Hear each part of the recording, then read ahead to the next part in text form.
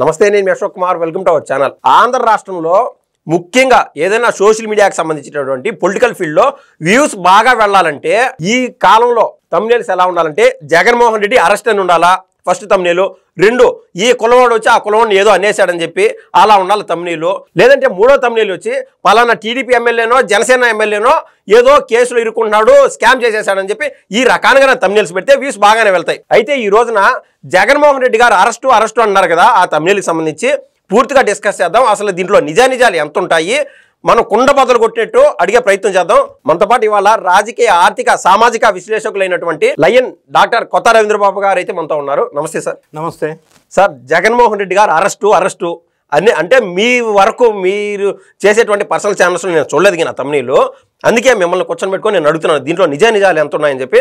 ఆయన అరెస్టు అంటే వ్యూస్ వెళ్తున్నాయి, కానీ ఎప్పుడు సార్ రెడ్ వచ్చా మొదలెట్టా, లేకుండా అంటే చింత చచ్చినా పులుపు చావదు అన్నట్టు ఆయన అరెస్ట్ అనేది దరిదాపులో కనపడట్లే నాకైతే. నెక్స్ట్ 2 ఏళ్ళ 3 ఏళ్ళ 5 ఏళ్ళు పడుతుందా? అసలు ఆయన అరెస్ట్ అవుతాడా? అరెస్ట్ అయితే ఆయన పైన మెడ మీద కత్తిలాగా వేలాడుతున్నటువంటి కేసులో లిస్ట్ ఏంది? ఆంధ్రప్రదేశ్ రాష్ట్ర మాజీ ముఖ్యమంత్రి ప్రస్తుత పులివెందుల ఎమ్మెల్యే జగన్ రెడ్డి గారి మీద కేసులు అనేవి చుట్టుముడుతూ ఉన్నాయి. అది ఒక కేసు కాదు, చాలా కేసులు వెంటాడుతూ ఉన్న నేపథ్యంలో ఈరోజు సోషల్ మీడియాలో ప్రతి ఒక్కరు కూడా జగన్ అరెస్ట్ అనే టైటిల్ పెట్టేసి కంటెంట్తో సంబంధం లేకుండా, లేదా కంటెంట్ ఉంటుంది లిక్కర్ స్కామ్లో అరెస్ట్ అంటున్నారు. అరెస్టు అని అంటే వెంటనే అరెస్టు జరిగిపోతుంది అని థంబ్నెయిల్ పెడితే జనం చూస్తారన్న ఉద్దేశంతో పెడుతున్నారు.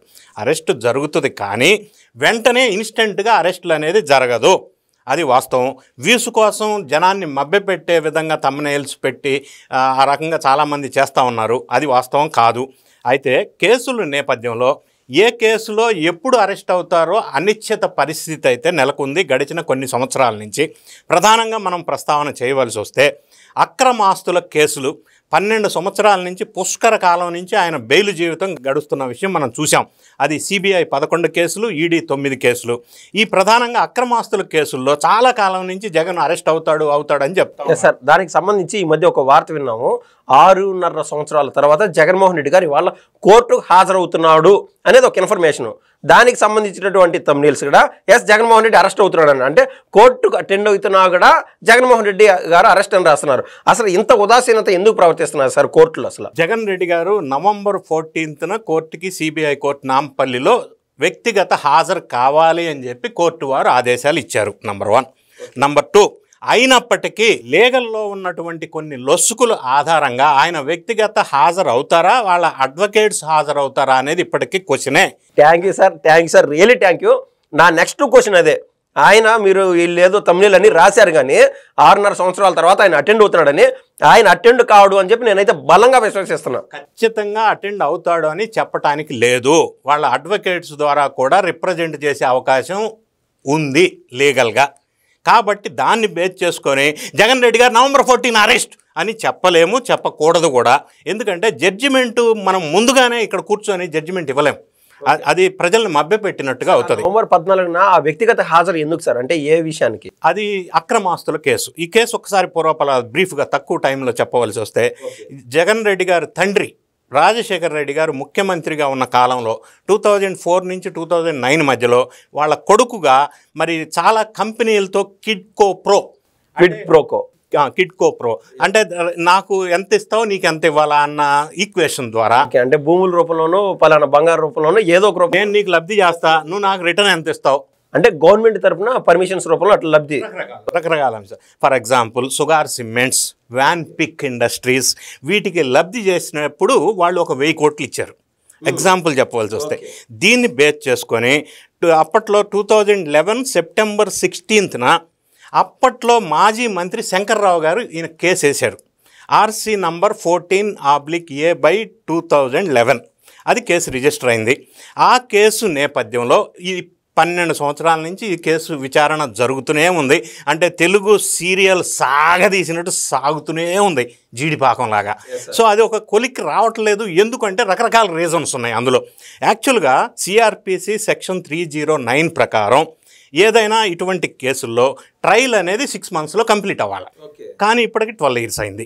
ఎందుకంటే రకరకాల రీజన్స్ మనం ప్రస్తావించవలసి వస్తే, అది రాజకీయ రీజన్స్ కావచ్చు, లీగల్గా ఉన్న లొసుగుల్ని అడ్డం పెట్టుకొని ఒక 45 పిటిషన్స్ తర్వాత ఒక 10 మంది జడ్జెస్ రిటైర్మెంట్ లేదా ట్రాన్స్ఫర్స్ 600-700 పైచిలకు సాక్షులను విచారించడం వల్ల అందులో ఇంత పెద్ద కేసు కాంప్లికేటెడ్ కేసు కాబట్టి రకరకాల కారణం వల్ల డిలే అవుతా ఉంది. అయితే జగన్ రెడ్డి గారు లాస్ట్ ఇందులో 2013 సెప్టెంబర్ 24న ఈ కండిషనల్ బెయిల్లో బయటకు వచ్చాడు అండర్ సెక్షన్ సిఆర్పిసి 437. అందులో కండిషన్స్ ఏంటంటే ఈయన విదేశాలకు వెళ్ళకూడదు, పాస్పోర్ట్ సరెండర్ చేయాలా, రకరకాల కండిషన్స్ పెట్టారు. ఆ కండిషన్స్ వైలేట్ చేశారు. ఇప్పుడు ఈయన మొన్న లండన్ వెళ్ళిన టూర్లో ఎలాగంటే లండన్ వెళ్ళే ముందు పర్పస్ ఆఫ్ ద విజిట్, ఎక్కడికి వెళ్తున్నారు, ఎక్కడుంటారు, ఈయన phone ID, phone number, mobile ID, mobile number plus mail ID, ఇటువంటి అంశాలన్నీ కోర్టుకి తెలియజేయాలి. అందులో ఈయన అనూహ్యంగా ఫోన్ నంబర్ ఈయన ఇవ్వకుండా వేరే వాళ్ళది ఇచ్చారు అని చెప్పి సిబిఐలో పిటిషన్ వేశారు. సో వేరే వాళ్ళ నంబర్ ఇచ్చారు అని పిటిషన్ వేసిన విషయం తెలుసుకున్న జగను ఎందుకైనా మంచిది, లీగల్గా ఇబ్బంది అవుతుందని హుటాహుటీన ఆ టూర్ని కట్ చేసుకొని వెంటనే బ్యాక్ వచ్చేశారు. ఓకే సార్, దీనికి ఆ నవంబర్ 14కి హాజరయ్యేదానికి అంటే దీనివల్ల అది ఇంప్లికేట్ అయిందా లేక? అయితే ఈ సందర్భంలో ఈ పిటిషన్ విచారించిన కోర్టు ఏం చేసిందంటే ఆయన ఎలాగో వెనక్కి వచ్చేసారు కదా, ఫోన్ నంబర్ తప్పించారు, వెనక్కి వచ్చేసారు కాబట్టి ఇప్పుడు ఇది ప్రస్తావన అనవసరం అని చెప్పి ఆ కోర్టుని ఆ కేసు పిటిషన్ని కన్సిడర్ చేయాల. ఆ సందర్భంలో కోర్టు వారు ఏమన్నారంటే ఇది ఏదైతే పాత కేసు ఉందో అది విచారణ ఈయన ఇప్పుడు గతంలో ముఖ్యమంత్రిగా పనిచేసిన కాలంలో కొన్ని ఎగ్జామ్షన్ తీసుకున్నాడు. వ్యక్తిగత హాజరు నుంచి మినహాయింపు ఇచ్చారు. ఎందుకంటే ముఖ్యమంత్రిగా ఉండాలా, ప్రజలు సేఫ్టీ సెక్యూరిటీ రీజన్స్ వల్ల నేను అటెండ్ కాలేను అని. సో ఇప్పుడు ముఖ్యమంత్రి కాదు కాబట్టి ఆ కేసు విచారణ మళ్ళీ రీస్టార్ట్ చేయాలా, లేట్ అవుతుంది కాబట్టి నవంబర్ 14th రావాల్సిందిగా కోర్టు వారు ఆదేశాలు ఇచ్చారు. అందులో భాగంగానే ఇప్పుడు నవంబర్ 14th ఆయన వెళ్తారు. అంతే తప్ప దాన్ని బేస్ చేసుకొని నవంబర్ 14th జగన్ అరెస్ట్ అని మనం చెప్పలేము. సరే సార్, ఒకటి 43,000 కోట్ల పైచీలకు జగన్మోహన్ రెడ్డి గారికి సంబంధించినటువంటి అక్రమాస్తులు అటాచ్ చేసింది కోర్టు వారు అని చెప్పినారు కదా. అయితే అటాచ్ చేయడం అంటేనే ఆయన తప్పు చేసినట్టు అని నిర్ధారించినట్టా కాదా sir? Disappropriation of assets DA case ఇది. ఇందులో వీళ్ళు ఈడీ వాళ్ళు 800 crores ఆఫ్ ప్రాపర్టీస్ అటాచ్ చేశారు ఏప్రిల్ 2025లో. అటాచ్మెంట్ కంటిన్యూ అవుతుంది, అది వేరే విషయం. అటాచ్మెంట్ చేసినంత మాత్రాన ఇతను కన్ఫర్మ్డ్గా నిందితుడు నేరస్తుడుగా అయ్యాడని మనం చెప్పలేం. అది పార్ట్ ఆఫ్ ప్రొసీజర్. అది విచారణ చేసి పూర్తి స్థాయిలో కన్ఫర్మేషన్ చేసేంత వరకు.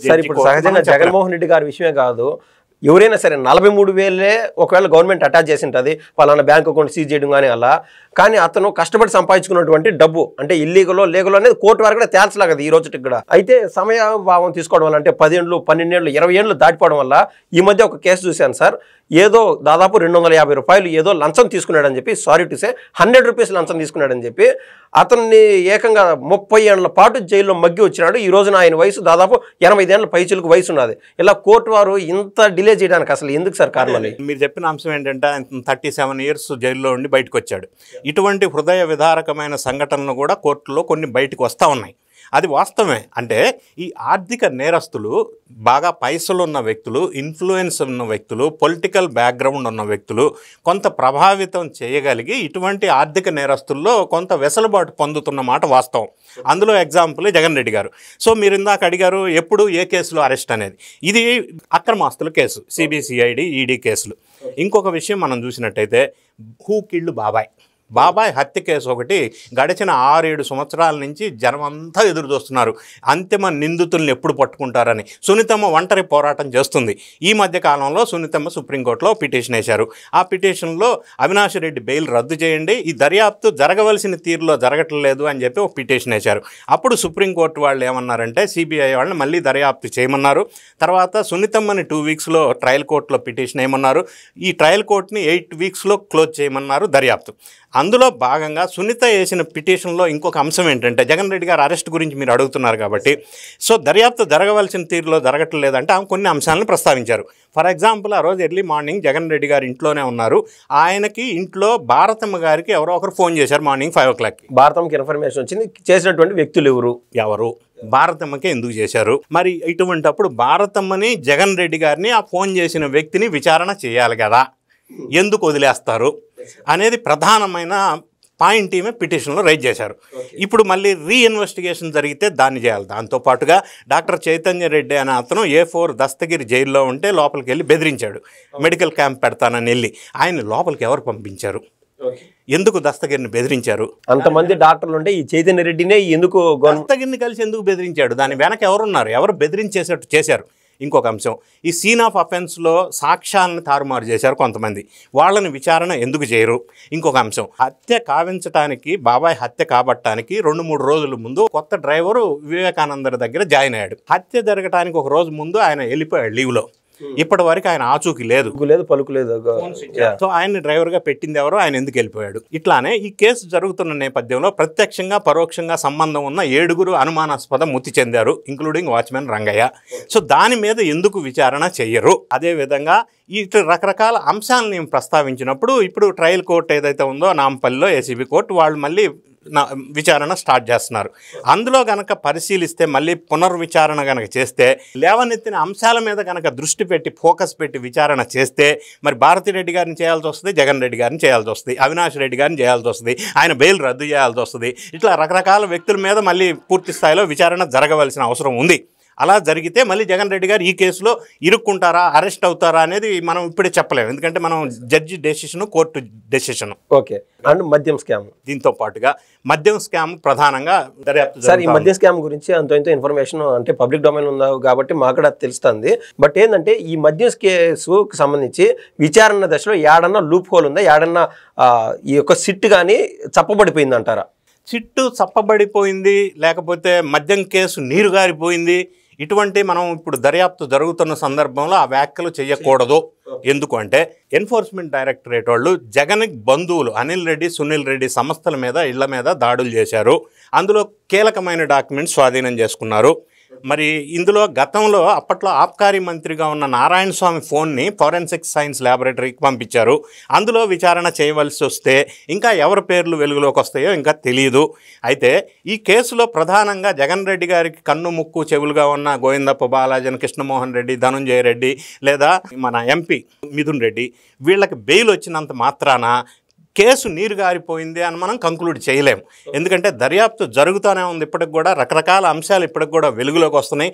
ఆ కేసులో అంతిమ లబ్ధిదారుడు వైపు చూపిస్తూ ఉన్నాయి వేళ్ళు. కాకపోతే ఇది టెక్నికల్ డాక్యుమెంటరీ ఎవిడెన్స్ ఎస్టాబ్లిష్ అయిన తర్వాత అంతిమ లబ్ధిదారుడు జగన్ రెడ్డి వైపు కనుక, తాడేపల్లి ప్యాలెస్ వైపు కనుక కన్ఫామ్ అయితే ఆయన్ని నోటీస్ ఇచ్చి విచారణ చేయవలసిన అవసరం ఉంది. విచారణ చేసిన తర్వాత ఎవిడెన్సెస్ ఉంటే అప్పుడు అరెస్ట్ చేయడానికి అవకాశం ఉంటుంది. సో ఇదంతా ప్రాసెస్ ఉంది కాబట్టి ఈ ప్రాసెస్లో కొంత డిలే అవుతుంది. కాబట్టి ఇప్పుడే జగన్ రెడ్డి గారు లిక్కర్ స్కామ్లో అరెస్ట్ అయిపోతున్నాడు, ఇంకేముందని మనం. మీరు కూడా ఓవరాల్గా జగన్మోహన్ రెడ్డి గారు రానున్న 2.5 సంవత్సరంలోనో 3 ఏళ్లలోనో అరెస్ట్ అవుతాడని చెప్పి మీరు కన్ఫామ్గా చెప్పలేరుగా. అరెస్ట్ అవుతాడు, కానీ అది 2 నెలల, సంవత్సరమా, 6 నెలల అనేది మనం ఇక్కడ కూర్చొని డిసైడ్ చేయలేము. అది కోర్టుల పరిధిలో ఉన్న అంశాలు.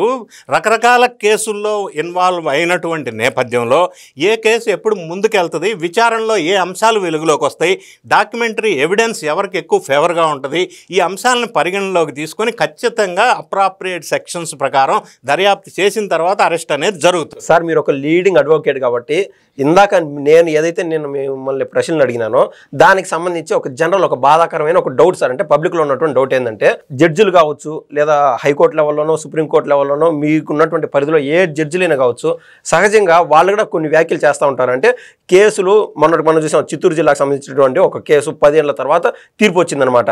ఇలా కేసులు అప్పటికప్పుడు అంటే వితిన్ కనీసం 1.5 year 2 yearsకో ఒక నిర్ధారణకి రావట్లేదు, అంటే జడ్జిమెంట్ ఇవ్వట్లేదు. కాబట్టి ఎక్కువ మంది లాయర్లు రావాలా, ఎక్కువ కోర్టులు రావాలా, ఇటువంటి వ్యాఖ్యలు చేస్తూ ఉంటారా జడ్జిలు ఎవరైనా మీ పరిధిలో ఉన్నటువంటి? ఖచ్చితంగా. ఈ మధ్య కాలంలో మనం గమనించినట్టయితే మెడికల్ కాలేజెస్ PPP విషయం ఏదైతే రచ్చ అయిందో, డిస్ప్యూట్ అయిందో, అంటే జగన్ రెడ్డి గారు దాన్ని ప్రైవేటైజేషను ఇది చేయకూడదు అనే నినాదం ఏదైతే తీసుకున్నారో ఆ సందర్భంగా హైకోర్టు ఆఫ్ ఆంధ్రప్రదేశ్ వాళ్ళు వ్యాఖ్యలు ఏం చేశారంటే, ప్రైవేటైజేషన్ కాదది, పబ్లిక్ ప్రైవేట్ పార్ట్నర్షిప్ ఇనిషియేటివ్. అందులో భాగంగా రాష్ట్రంలో చాలా తొందరగా అభివృద్ధి జరగడానికి అవకాశం ఉంది. ఫర్ ఎగ్జాంపుల్, ఇప్పుడు మనకి కోర్టు బిల్డింగ్స్ కట్టడానికి కూడా గవర్నమెంటే కట్టాలంటే ఫండ్స్ ఉండవు, దాన్ని కూడా PPP విధానంలో కడితే తొందరగా డెవలప్ అవుతుంది కదా, what is wrong in it అని క్వశ్చన్ చేసింది. సో కోర్టు భవనాలు ఎక్కువగా కావాల్సిన అవసరం ఉంది, మ్యాన్ పవర్ షార్టేజ్ ఒకటి ఉంది, రెండోది అక్యుములేషన్ ఆఫ్ ప్రీవియస్ కేసెస్ ఒకటి, మూడోది ఇందాక మీరు ఒక విషయాన్ని ప్రస్తావిస్తూ డిలే అవుతుందని ప్రస్తావించారు. కేసు కేసు డిలే అయినా పర్వాలేదు, తొందరపాటు నిర్ణయం తీసుకొని తప్పు చెయ్యని వ్యక్తికి శిక్ష పడకూడదు. Justice may be delayed but never denied అని చెప్పి అదొక్క దాంతో తృప్తి పడుతున్నాం. కానీ ఆ రీజన్ వల్ల కొంత లేట్ అవుతున్నప్పటికీ, ఫర్ ఎగ్జాంపుల్ మీరు ప్రస్తావించారు చిత్తూరు మాజీ మేయర్ హత్య విషయంలో నిన్న 5గురికి క్యాపిటల్ పనిష్మెంట్ ఇచ్చారు, ఉరిశిక్ష విధించారు కదా, జరిగింది కదా సార్. ఓకే సార్, మీరు అంటే మీ పరిధి వేరే, ఆ లెవెల్ వేరే కాబట్టి సహజంగా పబ్లిక్లో ఉన్నటువంటి డౌట్లు నిజంగా బాధాకరంగా నేను అడుగుతూ ఉంటాను అనమాట. అందులో భాగంగా నాకున్నటువంటి అంటే పరిజ్ఞానాన్ని నేను చెప్తాను ఏంటంటే, నెక్స్ట్ వీళ్ళు హైకోర్టులో అప్పీల్ చేసుకుంటారు. అక్కడ ఏంటంటే మేము కొన్ని తప్పులు చేయలేదు అని అడుగుతారు. ఒకవేళ హైకోర్టు వారు లేదు మీరు ఉరిశిక్షకి అర్హులే అని చెప్పినారు అనుకోండి, నెక్స్ట్ సుప్రీంకోర్టు వరకు పోతారు.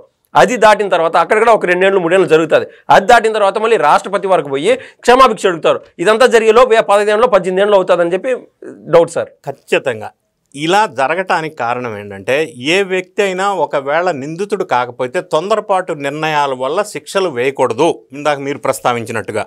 సో ఒకటి. రెండోది ఏంటంటే, ఒక వ్యక్తికి ప్రాథమికంగా ఇటువంటి అవకాశం ఇవ్వాలి. అది మన రాజ్యాంగం రూపొందించబడిన విధానం. అవకాశం ఇవ్వకుండా మన మిలిటరీ రూల్ లాగా తప్పు చేశాడని భావిస్తే వెంటనే శిక్ష విధిస్తే నష్టం జరుగుతుంది. అంటే కొంతమంది వ్యక్తులు అనవసరంగా ఇందులో ఇబ్బందికరమైన పరిస్థితులు ఎదురవుతాయి. కాబట్టి ఈ సిస్టంలో ఉన్న విధానం అది, కాబట్టి దానివల్ల కొంత డిలే అవుతుంది. సార్ ఫైనల్గా ఒక డౌట్తో ఈ వీడియో కన్క్లూడ్ చేయండి. అదేంటంటే, జగన్మోహన్ రెడ్డి గారికి మొన్న కోర్టు వారు నోటీసులు ఇచ్చిండొచ్చు, అంటే 14వ తారీఖు హాజరు కావాలా అది ఇది అని చెప్పి. ఆయనకి అనేక చోట్ల ప్యాలెస్లు ఉన్నాయి. అంటే ఒక మనిషికి ఒక 10 ఇల్లులు ఉన్నప్పుడు ఈ యొక్క కోర్టు వారు కావచ్చు, లేదంటే ఏదన్నా గవర్నమెంట్కి సంబంధించో లేకుంటే సిటీ విచారణ అధికారులు ఇటువంటి వాళ్ళు నోటీసులు ఎక్కడ ఇస్తారు? 10 ఇళ్ళకు ఇస్తారా? ఎక్కడని ఇవ్వాలా అటువంటి నోటీసులు? ఇప్పుడు సహజంగా ఈ కేసులో మెన్షన్ చేసేటప్పుడు ఆ డాక్యుమెంట్లో హౌస్ అడ్రస్ ఏదైతే మెన్షన్ చేస్తారో ఆ అడ్రస్కు మాత్రమే రెసిడెన్షియల్ అడ్రస్కు నోటీస్ వెళ్తుంది. సో నాకు 10 ఇళ్ళు ఉండి ఉండవచ్చు, జగన్ రెడ్డి గారికి ఉండి ఉండవచ్చు, ప్రతి సిటీలో ప్యాలెస్ ఉండొచ్చు ఇంక్లూడింగ్ లండన్. కానీ ఈ డాక్యుమెంటరీగా పర్మనెంట్ రెసిడెన్స్ అడ్రస్ కింద ఏదైతే లిఖితపూర్వకంగా ఎంటర్ చేస్తారో ఆ అడ్రస్కు మాత్రమే డెలివరీ చేస్తారు. Okay sir, as per your knowledge Jaganmohan Reddy గారు ఏపీలో 1 డే లేదా 1.5 or 2 days ఉంటే మిగిలిన రోజులన్నీ 1 weekలో బెంగళూరు యలహంక ప్యాలెస్లో ఉంటున్నారు. అసలు ఎందుకు ఆయన అంటే అంటే అక్కడికి పరిగెడుతున్నాడు? ఇప్పుడు జగన్ రెడ్డి గారు వర్కింగ్ ఫ్రమ్ బెంగళూరు. ఓకే, ఇప్పుడు మనకి ఎంప్లాయీస్కి కూడా వర్కింగ్ ఫ్రమ్ హోమ్ ఉంది కదా. సో ఆయన వర్కింగ్ ఫ్రమ్ బెంగళూరు ఒకటి. రెండోది, why only in Bengaluru? What's that priority ఏంటంటే, బెంగళూరులో ఆయనకు ఒక భారీ సామ్రాజ్యం ఉంది.